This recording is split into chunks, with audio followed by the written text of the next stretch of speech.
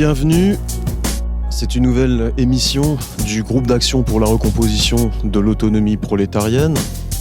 Nous sommes le 27 novembre 2022 et cette émission va être consacrée à la situation globale que nous rencontrons, que notre classe sociale rencontre et qui est une situation extrêmement préoccupante et qui déjà est une situation très pénible à vivre au quotidien, dans nos vies, au concret, lorsqu'on va dans les magasins, sur les lieux de travail, dans nos rapports avec nos amis, nos familles, sur le plan politique, avec des perspectives qui sont sombres. Évidemment, notre propos est dans la continuité de celui que nous avons tenu lors des 6 précédentes émissions et que nous pouvons défendre aussi sur les supports de communication que nous avons, en particulier les tracts et les communiqués que vous pouvez retrouver sur notre site garap.org. Donc vous pouvez nous contacter à l'adresse suivante, contact.garap@protonmail.com. Cette émission intervient dans un contexte extrêmement préoccupant, très pénible déjà pour une écrasante majorité de la population. On est aujourd'hui dans un pays où les 2/3 des plus pauvres en France font un repas par jour. Ça, c'est d'après le Secours populaire. Un pays où il y a une explosion de l'inflation, c'est-à-dire la hausse des prix, et vous le constatez chaque jour quand vous vous rendez dans les magasins. Vous avez aussi constaté une hausse du prix de l'énergie, malgré ce qu'on vous dit et malgré déjà le bouclier tarifaire qui est encore en cours et qui va s'interrompre, qui va prendre fin au 1er janvier 2023. Une hausse environ de 10% du coût de l'énergie en France.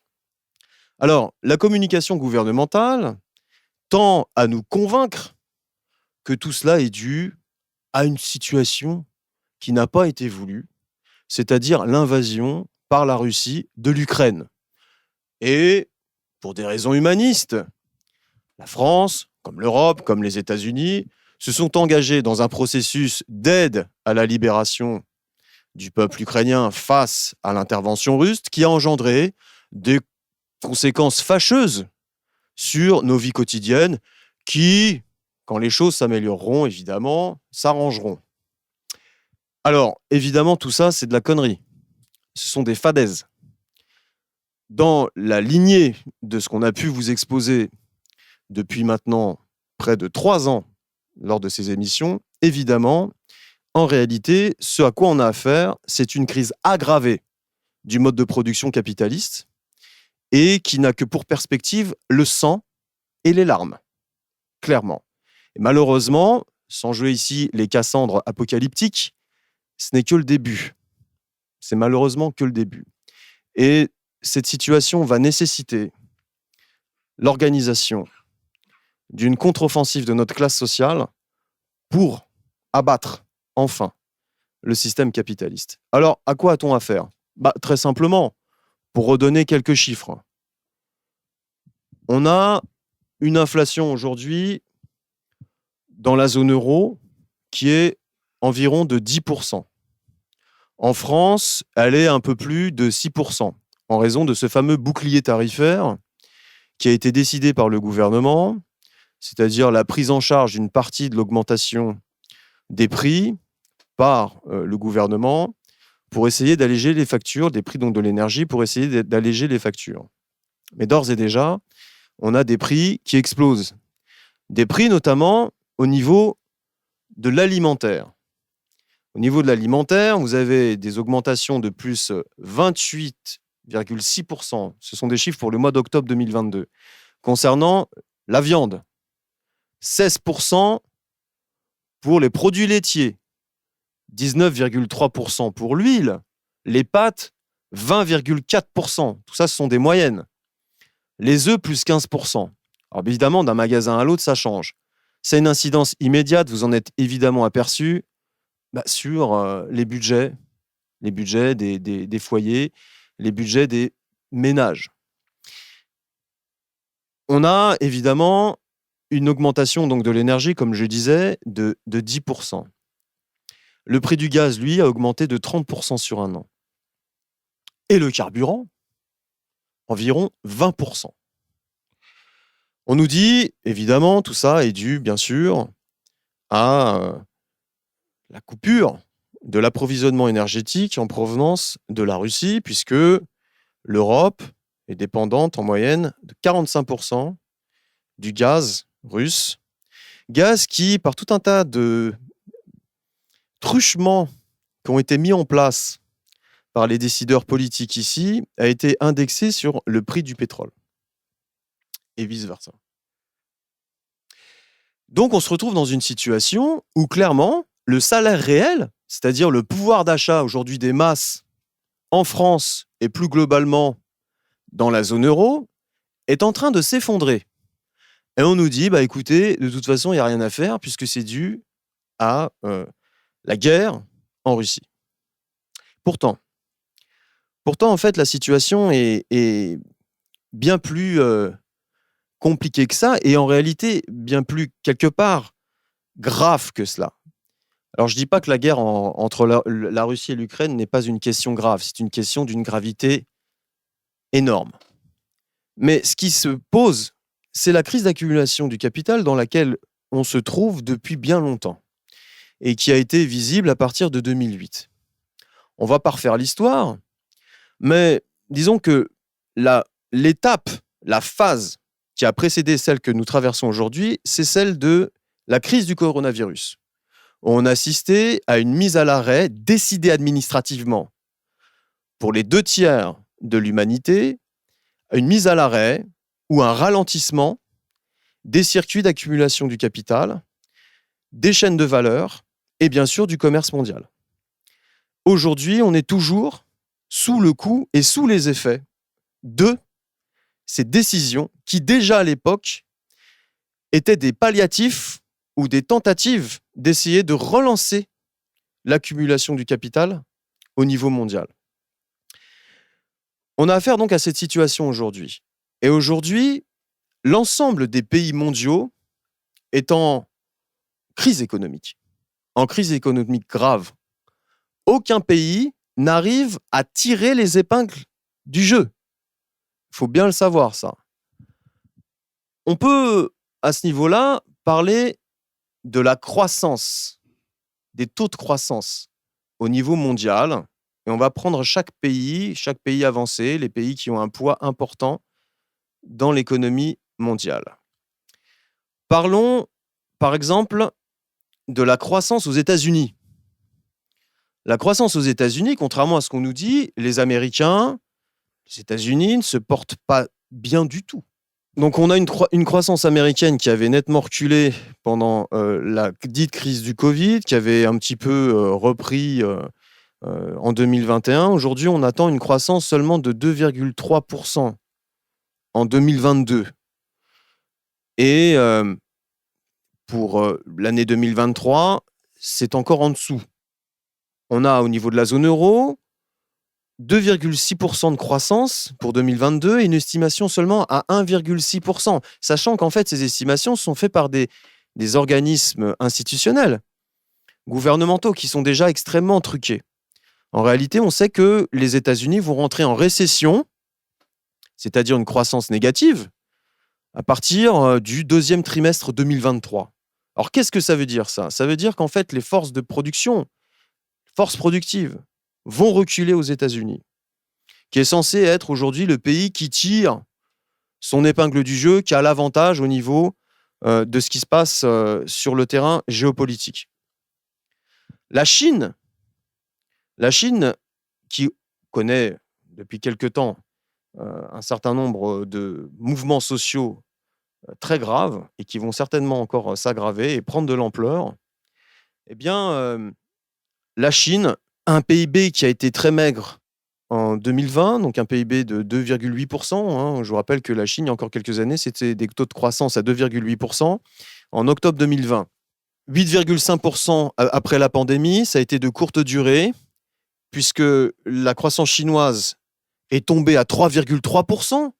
un pays donc qui avait des taux de croissance à 2 chiffres il y a encore quelques années, et on attend 4,6% en 2023. Et tout ça dépendra évidemment aussi des mouvements sociaux en Chine qui vont avoir forcément un impact sur la situation économique chinoise. Alors pourquoi cette inflation ? Cette inflation, elle est due aux difficultés de valorisation du capital au niveau mondial, qui existent maintenant depuis longtemps. On a vu la crise en 2008. Jusqu'en 2012, la Chine avait relancé la croissance mondiale avec des plans d'investissement, etc. Et puis on a vu cette interruption des chaînes de valeur donc, pendant la crise du Covid. Interruption ou net ralentissement. Ça continue. Ça continue. Et c'est assez curieux en réalité. C'est-à-dire qu'on a une politique qui est mise en place par le gouvernement chinois, qui est la politique du zéro Covid, qui tend à interrompre, à ralentir nettement les circuits du commerce international. Ça pose question. Vous avez un cas de Covid dans un port en Chine, on a les ports qui sont à l'arrêt. Donc il y a vraiment une politique de restriction du commerce mondial, décidée par la Chine. Ça a un impact évidemment direct sur l'augmentation des prix. Pourquoi ? Parce que ça crée de la pénurie. Mais vous avez aussi cette politique qui est imitée, par exemple par les États-Unis, concernant un certain nombre de matières premières fondamentales. Je pense par exemple au bois, où les Américains décident de ne plus exporter de bois, alors que ce sont un des principaux producteurs mondiaux, ou de ralentir nettement l'exportation du bois pour privilégier le marché intérieur. À cela s'ajoute un certain nombre de techniques spéculatives qui immédiatement ont un impact à la hausse, parfois vertigineuse, sur les prix de matières premières.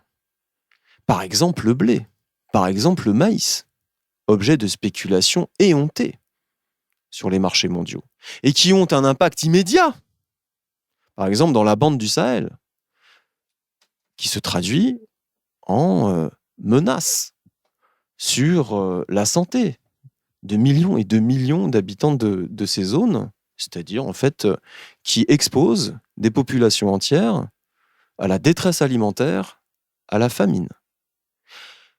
C'est un premier aspect des choses. Blocage de la production, blocage ou interruption ou ralentissement des circuits de distribution de la production. À cela s'ajoutent les conséquences des politiques d'arrosage de liquidités sur les places mondiales, places boursières mondiales, de la part des banques centrales. Alors, petit retour en arrière.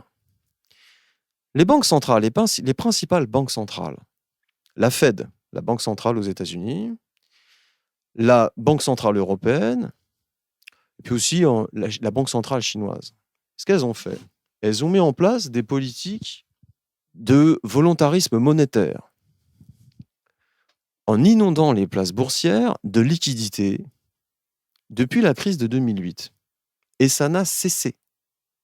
Évidemment, à un moment donné, cet argent gratuit qui a inondé les places boursières s'est retrouvé dans des bulles immobilières, des bulles spéculatives, des bulles sur les crédits, qui finalement ont fini par déborder les digues qui existaient parce qu'on disait que voilà, tout cet argent-là, en réalité, était circonscrit aux places boursières mondiales. Or, avec un certain nombre de politiques budgétaires, des politiques volontaristes de soutien à l'économie de la part de différents gouvernements en Occident, dans les pays avancés, etc., eh bien, en réalité, cette inflation s'est amenée à envahir une grosse partie des secteurs économiques.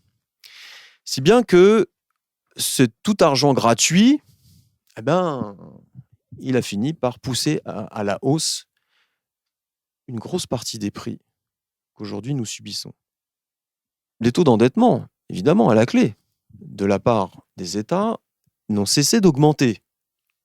La dette publique était au niveau mondial, la dette des États, de 52 200 milliards de dollars en 2020. Elle a subi une augmentation de 40% pour s'élever en 2021, seulement un an plus tard, à 71 600 milliards de dollars. C'est énorme. La dette privée a également énormément augmenté. Face à cela, pour essayer de soutenir les monnaies, parce que vous comprenez bien que plus il y a de pognon, moins le pognon vaut quelque chose. Pour soutenir la monnaie en tant que telle, que déjà nous voyons comme attaquée en son cœur, parce que comme on le disait lors des précédentes émissions, eh bien, on a des politiques aujourd'hui de relèvement des taux d'intérêt partout. Alors, principalement aux États-Unis, puisque la Banque centrale américaine, la Fed, a augmenté ses intérêts 6 fois en 2022. C'est partait de 0, aujourd'hui c'est à 5%. Qu'est-ce que c'est le taux d'intérêt? Le taux d'intérêt sont des taux directeurs. Donc les taux directeurs, c'est les taux d'intérêt qui vont impulser le montant, le niveau des taux d'intérêt dans toutes les banques. Le taux d'intérêt, c'est ce qui va fixer le prix de l'argent, le prix du crédit. Alors aujourd'hui, il est nettement élevé par rapport à il y a un an. On essaye donc de prendre à revers la logique qui avait conduit toutes les politiques des banques centrales à inonder de liquidités les marchés boursiers. Donc aujourd'hui, le coût de l'argent, il est nettement plus élevé, et ça a des conséquences. Ça a des conséquences immédiates, très importantes.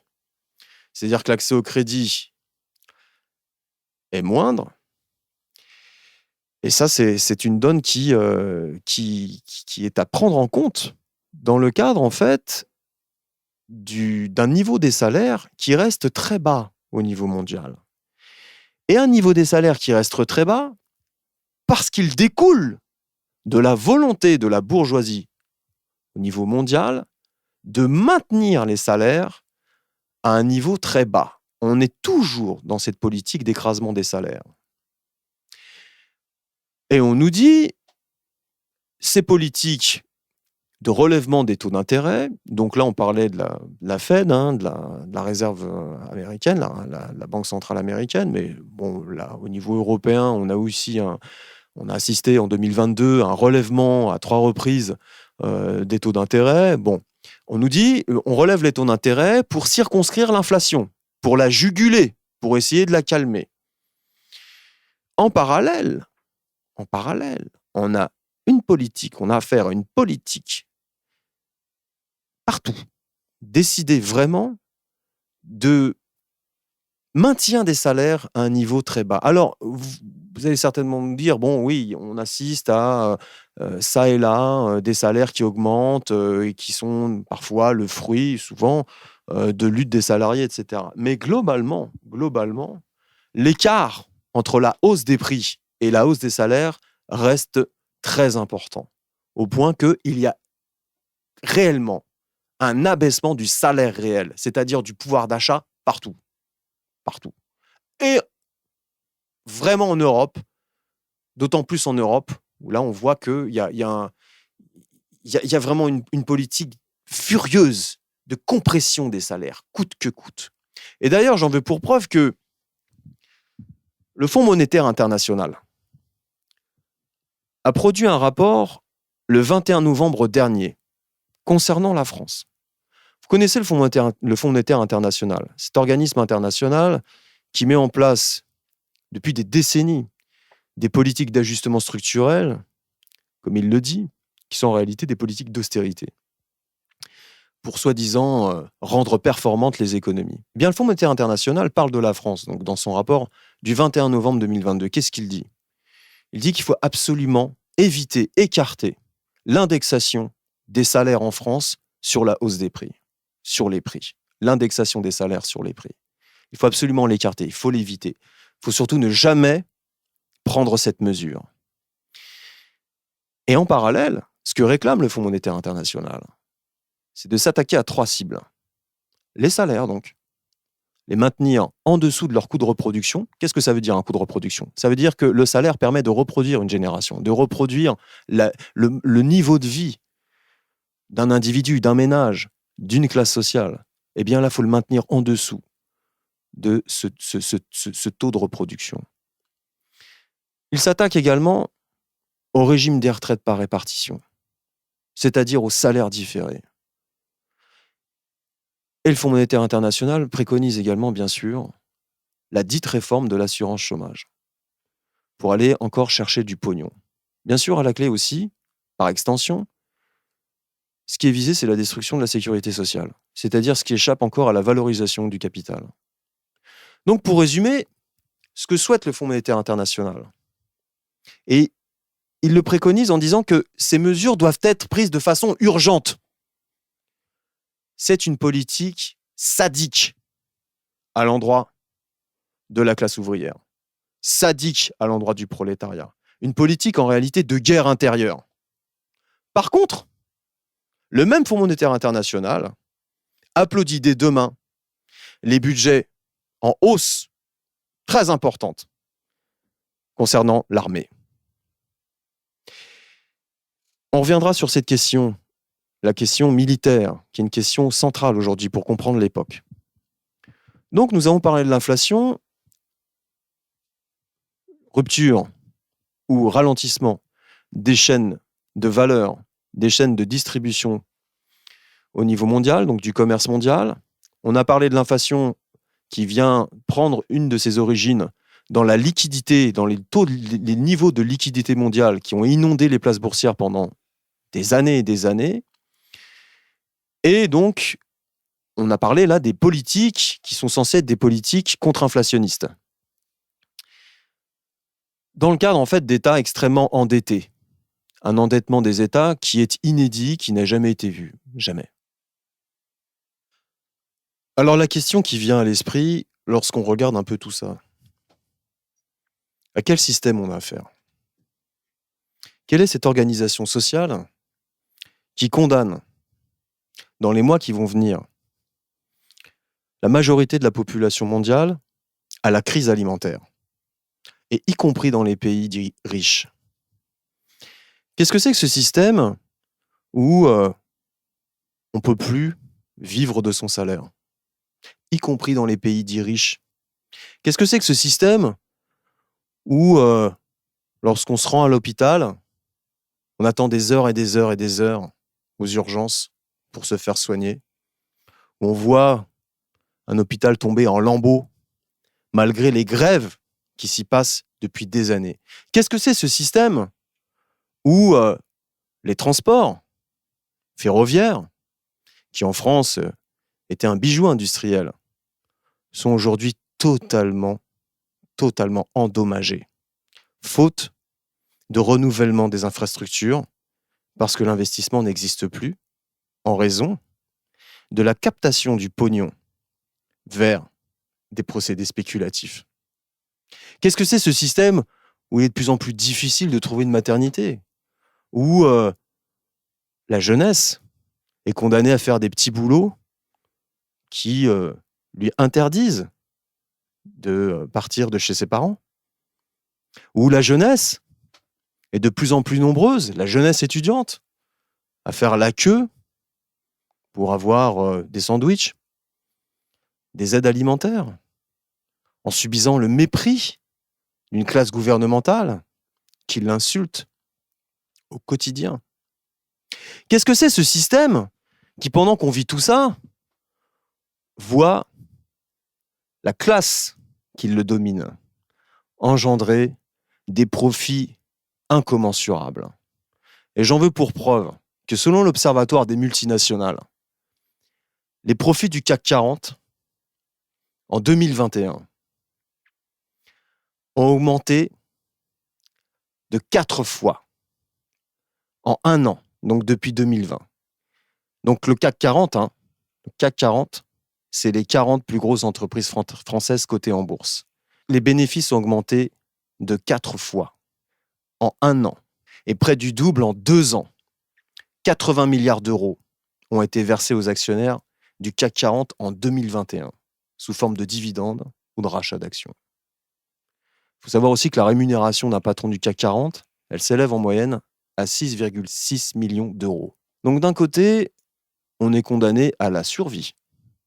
Et de l'autre, on a des gens qui se torchent avec nos vies. Qui se gavent, ouais, clairement, évidemment. Eh bien, ce système, c'est un système parasitaire. C'est une organisation sociale qui ne marche que pour elle-même, qui ne marche que pour une seule ligne, un seul impératif, une seule logique, celle de la valorisation du capital au détriment de l'humanité. Et ça, c'est la guerre intérieure que mène aujourd'hui l'ensemble des bourgeoisies dans leurs pays respectifs contre la classe ouvrière et contre l'ensemble de la population de l'autre côté de la barrière de classe.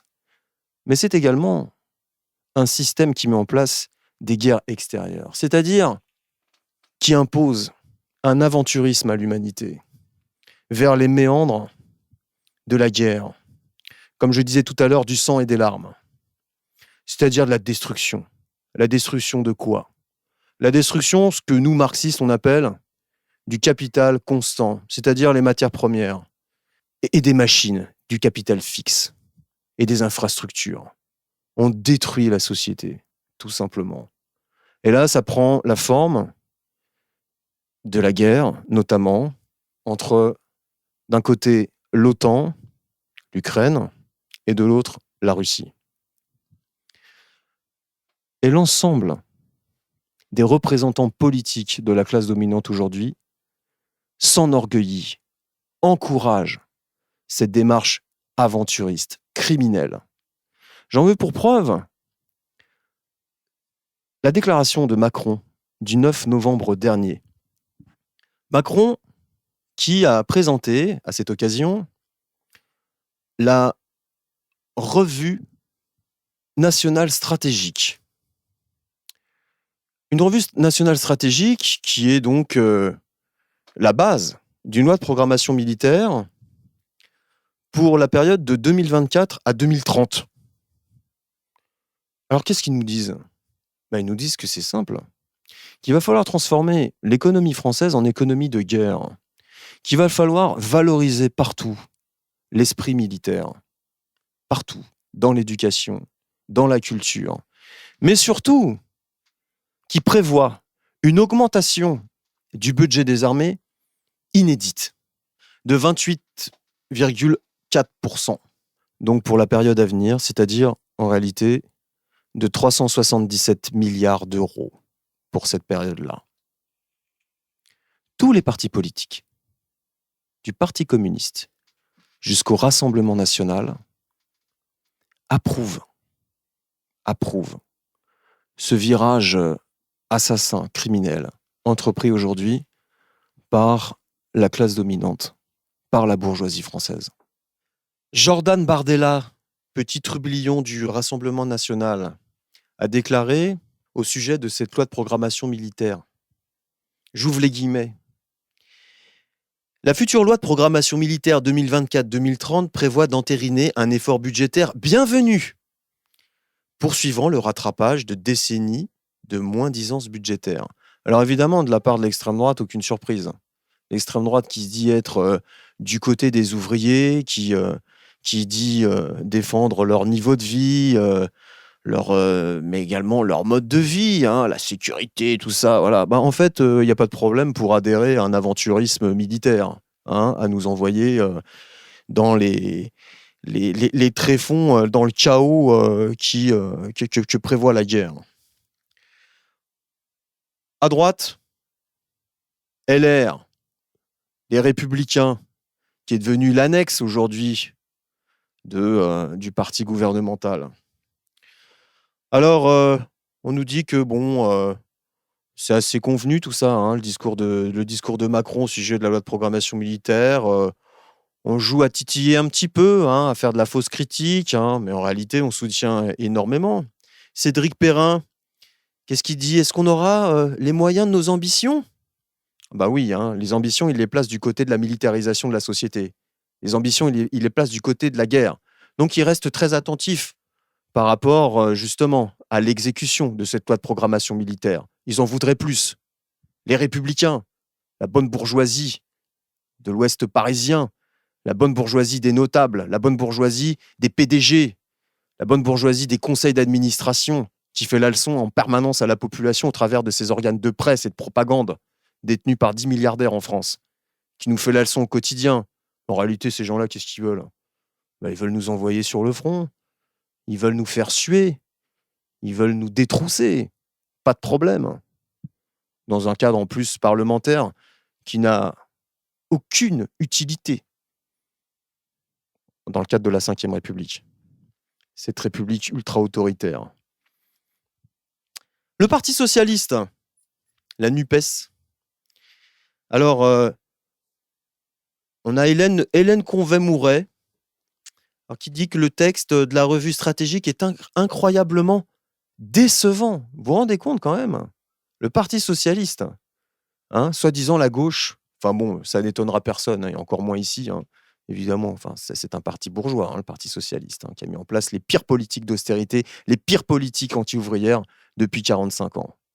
Alors, Madame Hélène Conway dit qu'il n'y a pas d'ambition, que le texte de cette loi de programmation militaire est décevant pour la base industrielle et technologique de défense.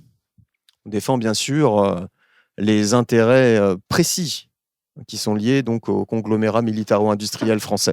Aujourd'hui, à dire que nous avons une armée à la hauteur, non, parce que les moyens ne sont pas là, parce qu'on ne les a pas donnés pendant des décennies. Oh bah oui, bien sûr, évidemment, l'armée c'est très important, Ah Jaurès, où es-tu Jaurès? Et puis on va s'arrêter un petit peu aux agitateurs là, à l'extrême gauche là, soi-disant là, à ceux qui se disent communistes. Vous vous souvenez le Parti communiste français? Parti communiste français qui dès 1934 a adopté la bannière tricolore, dès 1934, avant le fameux Front populaire qui s'est rallié aux intérêts de la bourgeoisie nationale française. Faut le rappeler ça quand même, parce que à un moment donné, quand on fait un petit peu d'histoire, on n'est pas surpris. On n'est pas surpris des développements qu'il y a eu ces dernières décennies, plutôt ces 90 dernières années. Alors le Parti communiste, c'est vrai que là-dessus, il a pas rebondi sur la programmation budgétaire. Mais le fameux Fabien Roussel, qui s'amuse à vitupérer la France des allocations, les chômeurs et tout ça, c'est-à-dire en réalité, parce qu'on n'en a pas parlé, mais on n'avait pas fait d'émission depuis, mais c'est vrai que Roussel s'était démarqué, a défrayé un petit peu la chronique en attaquant les assistés et tout ça. Mais c'est le Parti communiste, en fait, n'est plus qu'une espèce d'agence de gestion des collectivités territoriales. Et toute cette affaire-là, toutes ces déclarations ont consisté à rassurer les milieux d'affaires, à leur dire, vous savez, nous, Parti communiste, on est encore de très très bons gestionnaires, il faut encore nous faire confiance. On est encore en lice pour gérer les quelques affaires du pays dans les quelques recoins des collectivités locales qu'on dirige. C'était ça, en fait, le sens de l'intervention de Fabien Roussel. Voilà. Et puis, bien sûr, c'était aussi de briser encore quelques éléments du socle idéologique à partir duquel on peut combattre aujourd'hui toute la déprédation capitaliste qui s'abat sur nous. C'est-à-dire la défense, bien sûr, des intérêts des travailleurs, la défense de leur salaire, et ne pas considérer un chômeur comme un assisté, mais juste en réalité comme une victime d'un système capitaliste qui non seulement ne fonctionne plus, mais aujourd'hui, comme on vient de le dire, est à la fois parasitaire et mortel pour l'humanité. Donc Fabien Roussel, il avait déclaré au ministre des Armées, le 5 octobre dernier, « Vous avez certainement un des budgets qui augmente le plus, un des plus élevés. Pour nous, les communistes, très attachés à la souveraineté de la France et à notre autonomie en matière stratégique, c'est important. On s'en félicite. » Voilà les Stal, qui essayent aujourd'hui un petit peu de remarxiser leur discours, tout en essayant de rassurer les milieux d'affaires, avec toujours des discours contradictoires quand on les agglomère les uns aux autres. Parti communiste français, voilà. On se rappelle encore qu'il y a 20 ans, moi je suis d'une génération, il y a 30 ans, où le Parti communiste faisait toute une campagne pour que le budget de l'éducation nationale soit supérieur à celui de la défense. On en est bien loin. On voit le degré d'intégration aujourd'hui de l'ensemble de la représentation politique aux intérêts les plus féroces de défense du capitalisme. Et puis, on a les fameux chevaliers de la défense du peuple. Le peuple, place au peuple. C'est-à-dire la France insoumise. France insoumise NUPES. Alors, qu'est-ce qu'ils nous disent, la France insoumise NUPES, là, les patriotes, là, hein, la patrie. Ah, bah oui, la patrie. Hein, avec le général en chef Mélenchon. Et il nous raconte dans un communiqué publié le 21 octobre que la défense nationale exige pourtant d'élaborer un diagnostic et une vision plus largement partagée dans la société. Du vent. Donc, c'est ce que la France insoumise a déclaré. Donc, après le discours de Macron, ils ont raconté que, en parlant de Macron, il n'a donné aucune indication précise sur les ambitions de la prochaine loi de programmation militaire, ni sur le défi de la militarisation en cours des espaces hybrides, au premier rang desquels l'espace. Écoutez bien la phrase qui va suivre. La défense de notre peuple. Voilà comme il parle l'autre là, hein, devant les masses complètement amnésiques. La défense de notre peuple, de sa souveraineté et de l'intégrité de notre territoire demande plus qu'un exercice de communication. Ça vient en supplément des votes de la France insoumise à l'Assemblée, au Parlement européen, qui ont toutes été en faveur ces derniers mois de l'OTAN, des votes de motion de soutien à l'OTAN. Voilà la France insoumise, c'est-à-dire en fait des faiseurs de guerre, au nom du peuple, ce qui ne veut absolument rien dire. Marx disait, quand j'entends le mot peuple, j'ai peur pour prolétariat. N'oubliez jamais cette phrase. Et aujourd'hui, elle a des conséquences concrètes dans les politiques mises en place et dans les exercices de tromperie, de mise en place d'une véritable supercherie politique, que sont tous les efforts de communication et de propagande effectués, exercés, appliqués par la France insoumise. Voilà, pour circonvenir justement les travailleurs. Donc c'est intéressant de voir qu'en fait cette militarisation est en marche, qu'elle a l'adhésion de l'ensemble de la représentation nationale, c'est-à-dire en réalité d'un large consensus, et que ça ne présage rien de bon tout ça. Et qu'évidemment, dans ces circonstances, bien sûr, c'est ce que nous préconisons. Seule l'autonomie prolétarienne, c'est-à-dire l'action, la pratique de la part de la classe ouvrière, par la grève, par l'auto-organisation, par l'unification des grèves, vers l'affrontement avec le capitalisme, est l'issue, est la solution. C'est très simple. On se retrouve dans une situation qui a déjà eu en réalité d'autres affirmations, d'autres expressions dans l'histoire, à des heures où le système capitaliste était en crise très, très, très, très approfondie. Je pense par exemple à la Première Guerre mondiale, où l'écrasante majorité de la représentation prolétarienne, c'est-à-dire des organisations ouvrières, s'est rangée derrière les impératifs destructeurs de la bourgeoisie pour aller vers la boucherie qui a été celle de 14-18, dans ce qu'ils appelaient à l'époque l'Union sacrée. On a vu également aussi tout ce qui s'est passé pendant la Seconde Guerre mondiale, où les syndicats aux États-Unis, dans les pays qui n'étaient pas occupés par les nazis, je pense par exemple aux États-Unis, ont collaboré main dans la main avec la classe dominante pour lancer la production, pour faire en sorte que l'économie prenne le virage de l'économie de guerre. On a également observé, au sortir de la Deuxième Guerre mondiale en France, les staliniens du Parti communiste s'affronter aux grévistes, clamer « la grève c'est l'arme des trusts, il faut crever les plafonds pour relancer la production », main dans la main avec les gaullistes, main dans la main avec la fraîche version bourgeoise qui venait se substituer aux commandes de la nation française, aux commandes du pays, à des secteurs entiers majoritaires de la bourgeoisie qui s'étaient discrédités parce qu'ils avaient collaboré avec l'occupant nazi. Voilà où on en est. Ces gens-là n'ont pas changé. Par contre, ce qui a changé, ce sont les repères historiques qu'il y a dans la tête des masses. Et c'est pour ça que c'est important, ici, comme ailleurs, de pouvoir le rappeler. Alors le camarade a dressé un portrait assez exhaustif donc du positionnement des différentes forces politiques en France, par rapport à la guerre en Ukraine et à la forte augmentation des budgets militaires, qui donc a pour prétexte cette guerre entre la Russie et l'Ukraine, donc qui a commencé en février 2022. Le panorama ne serait pas tout à fait complet si on n'évoquait pas la position de certaines organisations trotskistes concernant la guerre en cours.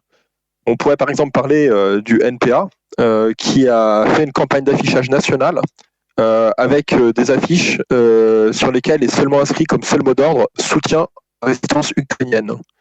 Donc voilà, le NPA n'est pas du tout dans une position internationaliste. Le NPA a choisi un camp, en l'occurrence le camp ukrainien, le camp de l'État ukrainien, et donc fait des affiches affirmant son soutien à la résistance ukrainienne, qui ne précise évidemment d'aucune façon ce qui pour le NPA constitue justement cette résistance ukrainienne. Est-ce l'armée ukrainienne? Est-ce l'État ukrainien? Le gouvernement de Zelensky? Sont-ce les milices d'extrême droite qui affrontent l'armée russe, qui pour certaines sont des milices néo-nazis? Donc on n'en saura pas plus, mais en tout cas le NPA n'a pas du tout une position internationaliste, et en fait se range à la manière du reste de la gauche finalement, des écolos à la France insoumise, se range en fait derrière la ligne qui est la ligne de l'OTAN, en fait, la ligne des pays d'Europe de l'Ouest, des États-Unis, etc. Et en parallèle, ou en miroir inversé plutôt, on a les frères ennemis du NPA, Lutte ouvrière, qui eux défendent une position inverse mais tout aussi délirante. Lutte ouvrière, à longueur de numéro, de semaine en semaine, et sur une position en fait de soutien critique à la guerre menée par l'État russe, à la guerre menée par le régime de Vladimir Poutine. Quand on lit la position de Lutte ouvrière, en fait, de semaine en semaine, on comprend qu'en fait la Russie ne fait que se défendre, que comme ils étaient encerclés, ils n'avaient plus d'autre choix que la guerre, que la guerre est mal menée parce qu'en gros elle est menée par une bureaucratie, mais le sous-entendu c'est que si c'était un État ouvrier qui la menait, elle serait mieux menée. Lutte ouvrière reprend à son compte l'idée qu'en fait du temps de l'URSS, l'Ukraine et la Russie finalement ne formaient quasiment qu'un seul ensemble avec la Biélorussie, que du coup il n'y a pas de raison qu'il y ait deux États, donc en quelque sorte cela vient de légitimer la propagande du régime de Poutine. Et surtout, Lutte ouvrière ne nomme jamais l'État russe ou la classe dominante en Russie telle qu'elle. C'est-à-dire que depuis février, et depuis même bien avant en réalité, dans la prose de Lutte ouvrière, il y a d'un côté les bourgeoisies européennes ou les bourgeoisies américaines qui sont appelées telles quelles, et de l'autre côté, l'expression qui est le plus souvent utilisée, c'est la bureaucratie russe. C'est-à-dire que Lutte ouvrière continue à utiliser aujourd'hui les mêmes termes que cette organisation trotskiste utilisait en fait avant la chute du mur de Berlin, avant la chute de l'Union soviétique. C'est-à-dire que Lutte ouvrière continue à faire comme si la Russie était ce que, dans la terminologie trotskiste, on appelle un État ouvrier dégénéré. Donc voilà, à propos de dégénérer, justement, voilà la dégénérescence du trotskisme, puisque l'ADN historique du trotskisme, c'était censé être l'internationalisme, justement. Et en fait, en France, les deux plus grosses, en tout cas les deux plus connues parmi les organisations trotskistes, Lutte ouvrière et le NPA, donc, ont chacun choisi un des États qui s'affrontent en ce moment.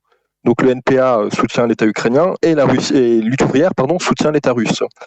Alors pour être totalement juste et pour en terminer sur un peu le positionnement des principales orgas trotskistes en France par rapport à cette guerre entre l'Ukraine et la Russie, il convient quand même de préciser que le POID fait un peu exception, dans le sens où c'est la seule orga un peu importante du mouvement ouvrier en France, la seule orga trotskiste, avoir pris une position d'opposition à la guerre en fait, et avoir organisé donc le 22 octobre dernier, donc à Paris, un meeting contre la guerre en Ukraine, quoi, un meeting sur des positions, on va dire, internationalistes et non pas sur des positions campistes qui sont celles donc du NPA aussi bien que de Lutte ouvrière et de finalement tout le reste de la gauche entendue au sens large du terme. Pour rebondir ensuite sur le propos du camarade, donc le camarade a utilisé le terme d'expérience aventuriste à propos de la guerre en cours actuellement, donc depuis le mois de février, entre la Russie et l'Ukraine. Effectivement, c'est un conflit qui entraîne l'humanité dans une zone dangereuse, très dangereuse. Voilà, l'histoire n'est pas écrite, mais c'est un conflit qui forcément a une dimension inflammable, puisque d'un côté, effectivement, il y a la Russie qui est une puissance nucléaire, et de l'autre, il y a l'Ukraine. Mais l'Ukraine, c'est pas un État isolé qui n'aurait le soutien de personne. C'est un État qui, bien avant l'invasion de février 2022, recevait le soutien de l'OTAN, en fait, depuis très longtemps, en fait. Voilà. Et d'ailleurs, il convient quand même de le préciser. Ceci n'a rien de complotiste ou de particulièrement original comme façon de présenter les choses, puisqu'il suffit encore aujourd'hui d'aller tout simplement sur le site de l'OTAN pour trouver en fait toutes les archives de la coopération entre l'Ukraine et l'OTAN depuis des années et des années. Et on trouve notamment, par exemple, un passage où l'OTAN explique textuellement: la stabilité de la zone Europe-Atlantique passe par une Ukraine forte et indépendante. L'OTAN a entamé des relations avec ce pays au début des années 90. Ces relations ont ensuite évolué jusqu'à constituer l'un des partenariats de l'OTAN les plus substantiels. À partir de 2014, année où la Russie a annexé la Crimée, la coopération entre l'OTAN et l'Ukraine s'est intensifiée dans plusieurs domaines d'importance critique. Voilà, donc ça vient du site de l'OTAN. Donc, comme on vient de le voir, l'OTAN assume et revendique ce partenariat de longue date avec l'État ukrainien. Et finalement, c'est un des rares éléments vrais dans la propagande du régime de Poutine pour justifier la guerre. Effectivement, l'OTAN, de longue date, a des partenariats privilégiés avec l'Ukraine. Finalement, l'Ukraine a, depuis des années, demandé son adhésion à l'OTAN. Donc c'est dans ce cadre-là, en fait, c'est dans ce contexte-là, en tout cas, qu'il faut comprendre la guerre déclenchée en février 2022, par la Russie et la tentative d'invasion de l'Ukraine. Et dès avril 2022, donc Biden, le président américain, a annoncé que donc l'État américain, à lui seul, sans parler de ses alliés, allait débloquer 33 milliards de dollars d'aide militaire à l'Ukraine, donc soit sous forme de prêt, soit sous forme d'envoi de matériel militaire. À l'heure actuelle, 20 milliards ont déjà été versés sur les 33 milliards prévus. Et donc on voit effectivement que l'État ukrainien, en fait, sans toute cette aide venue principalement des pays de l'OTAN, en particulier du premier d'entre eux, c'est-à-dire les États-Unis, n'aurait pas pu faire face, comme il le fait actuellement, donc à l'invasion russe, qui, sur le plan strictement militaire, ressemble pour l'instant quand même à un échec stratégique, puisque la Russie a échoué à s'emparer de Kiev en 3 jours, ce qui était le plan initial, n'a pas non plus pris Kharkiv, qui est la deuxième ville du pays, et vient de se retirer il y a quelques semaines de Kherson, qui était la seule capitale régionale que les Russes avaient réussi à prendre, à envahir, enfin à occuper. Donc on en est là. Tout ça m'amène quand même à un point, pour rebondir sur ce que disait le camarade à propos du caractère extrêmement aventureux et dangereux de la guerre en cours. Celui-ci donc a été illustré par un événement qui s'est passé il y a 2 semaines maintenant, le 15 novembre. Il y a eu quelque chose qui, dans un premier temps, a été présenté par les médias, en tout cas sous nos latitudes, comme un bombardement russe en Pologne, sur un secteur proche de la frontière ukrainienne. Bombardement donc, qui a fait 2 morts, des civils évidemment. Et donc le soir même, les commentaires médiatiques, en tout cas ceux venant du spectre le plus atlantiste et pro-Ukraine, on appelait le soir même sur les chaînes de télé, dans nos médias, à l'activation de l'article 5 du traité de l'OTAN. Donc c'est l'article qui donc ouvrirait la voie à un engagement armé donc des États de l'OTAN contre la Russie, sous couvert donc de défendre la Pologne, qui est un État membre de l'OTAN. Voilà, donc c'est quand même extrêmement inquiétant. On a fini par apprendre le lendemain seulement qu'en fait, il ne s'agissait pas d'un missile russe, mais d'un missile de la défense aérienne ukrainienne qui, du coup, avait été atterri en territoire polonais. Mais la faculté, voilà, d'une partie des commentateurs médiatiques et d'une partie aussi de la classe politique à s'empresser de demander une riposte contre l'État russe, qui est quand même un État qui dispose de l'arme nucléaire, sur la base donc de quelque chose qui était présenté comme un missile russe, et ce qui en fait n'était pas le cas, est quand même tout à fait inquiétante et renseigne quand même sur le degré de fanatisme ou d'aveuglement, voilà, d'une partie de la classe politique, des journalistes, etc. On en est là donc concernant la guerre en Ukraine.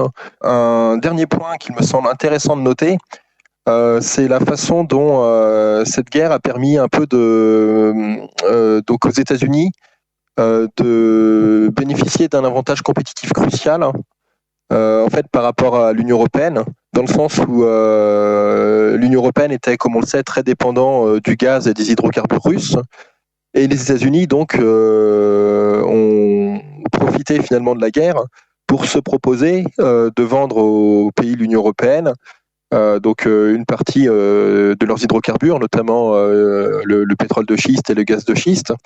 Mais évidemment, dans le cadre de relations commerciales, l'idée c'est quand même de le vendre à un tarif intéressant pour eux et beaucoup moins donc forcément pour l'Union européenne, puisque concrètement les produits en question sont vendus 4 fois plus cher à l'Union européenne qu'ils ne sont vendus sur le marché interne aux États-Unis.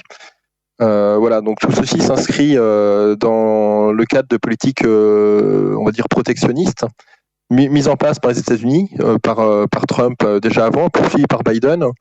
Il est notamment question, dans le cadre d'une loi sur la réduction de l'inflation qui entrera en vigueur au 1er janvier 2023, de subventionner à hauteur de 370 milliards de dollars tous les produits made in USA qui seront vus comme des produits verts, c'est-à-dire écolo, quoi, équitables. Donc les voitures électriques, les panneaux solaires, certains types de batteries, etc. On peut d'ailleurs affirmer sans trop se tromper, parce qu'il suffit juste en fait de faire le constat que les bourgeoisies européennes qui se sont unies dans le cadre des institutions européennes depuis maintenant longtemps n'hésitent absolument pas à sacrifier le niveau de vie en Europe au profit en fait de la défense des intérêts supérieurs du capital américain, à condition évidemment qu'ils y trouvent bien sûr un intérêt propre, hein. Parce que là, comme on l'a dit tout à l'heure, ça ne cesse de se gaver. Ça cesse de se gaver. Alors qui le sait? Bien sûr, les grandes multinationales européennes. Mais c'est intéressant de voir que sans aucune hésitation, d'un seul homme, les politiques européens sont partis, voilà, sans problème, vers l'aventure qui a été impulsée par l'OTAN et évidemment, en dernier ressort, par la direction états-unienne dans cette histoire.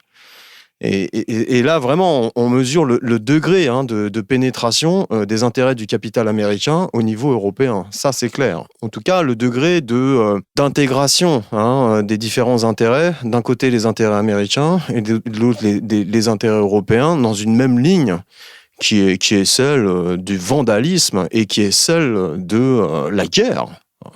C'est vraiment ce à quoi on assiste là. Parce que la zone euro est déjà en crise très avancée, mais c'est que le début.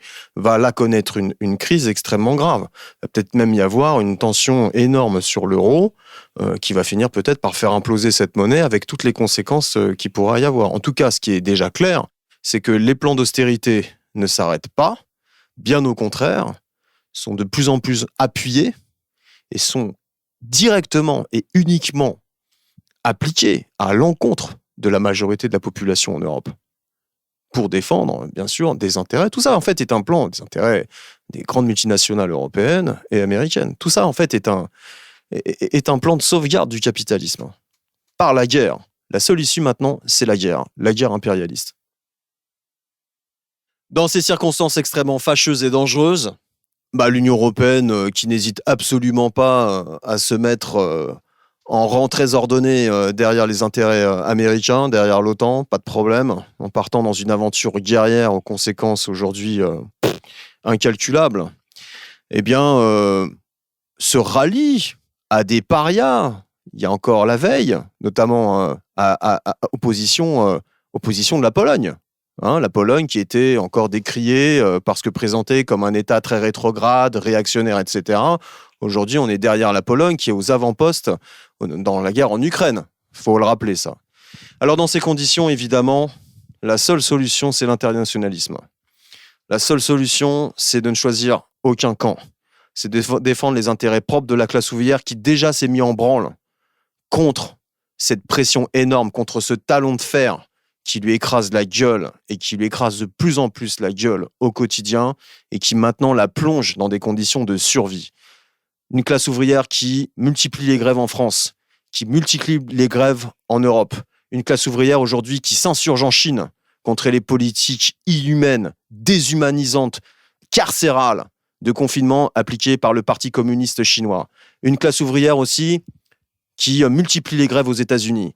Une classe ouvrière qui, bien sûr, s'insurge, parce que c'est la classe ouvrière qui s'y insurge, en Iran, contre les petites frappes islamistes, les ayatollahs, qui maintiennent l'Iran sous une chape de plomb barbare depuis plus de 40 ans. Et c'est la solution, c'est la seule solution. Alors c'est vrai que parler aujourd'hui de tout cela, c'est encore aujourd'hui, dans beaucoup de secteurs de la population, quelque chose qui est assez inaudible, ou plutôt qu'on n'entend pas assez. Et on invite tous ceux qui aujourd'hui se prétendent révolutionnaires à affirmer la perspective de la lutte des classes vers une issue révolutionnaire, à se donner les moyens pour combattre la bureaucratie partidaire qui confisque nos luttes, la bureaucratie syndicale qui verrouille nos luttes, qui fait en sorte que l'unité de classe ne puisse advenir, qui fait en sorte de scissionner les grèves, de ne pas partir sur des grèves générales, de confiner les grèves. Et ça dure depuis trop longtemps maintenant. Face à un pouvoir qui s'arme pour nous réprimer, il faut s'intéresser aux budgets qui ont été votés pour appareiller les forces de l'ordre en prévision de futures insurrections. C'est important d'avoir ça en tête et de aujourd'hui considérer que sa situation personnelle n'est pas une situation individuelle. C'est une situation de classe. Nous sommes malheureusement, parce que tant qu'il y aura un système de classe, ce sera comme ça, nous sommes des éléments d'une classe sociale. L'objectif, c'est d'abolir les classes. Vraiment, par la grève, par les assemblées générales, par toutes les stratégies qu'on peut mettre en place pour s'unir et pour essayer de vaincre, la course contre la montre est enclenchée. À bientôt.